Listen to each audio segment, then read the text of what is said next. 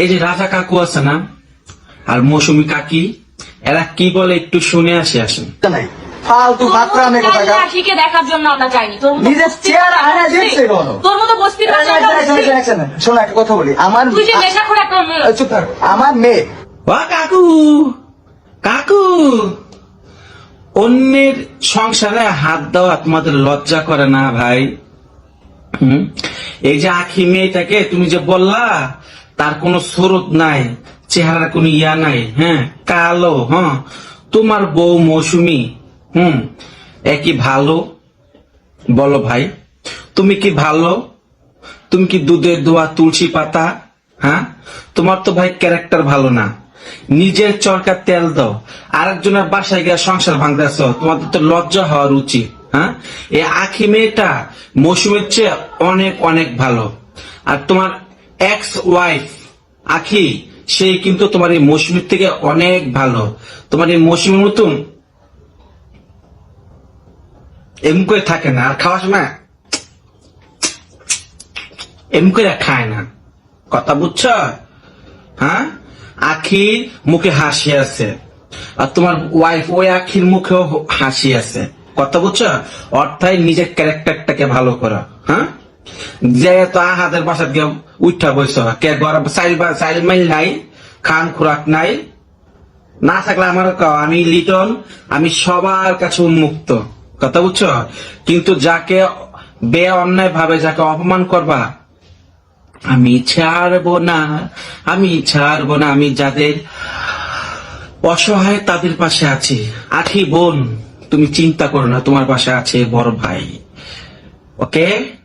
তিশার সাপোর্ট গাইতে যে এবং আখিকে খোঁচাতে যে শেষমেশ এই রাজা এবং ভেবলি মৌসুমীর ইজ্জতটাই মনে হয় সবাই খুইয়ে দেবে।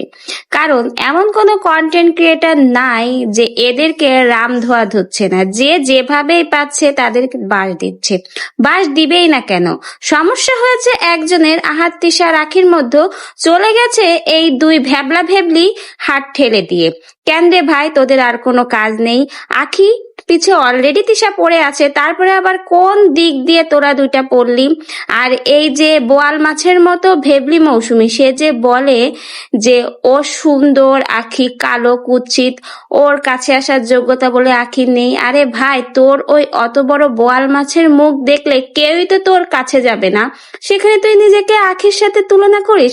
আর রাজা, তোর কথা আর কি বলবো, একটা সংসার ছেড়ে এসেছিস, নিজের সন্তান মেয়েটার খোঁজ নিস না, চলে গেছিস আখির সন্তানের খোঁজ নিতে। আরে ভাই, তোর যদি এত জ্বলন পোড়ন হয় নিজের মেয়ের খোঁজ নে, আর একজনের ছেলের পিছে কেন পড়েছিস?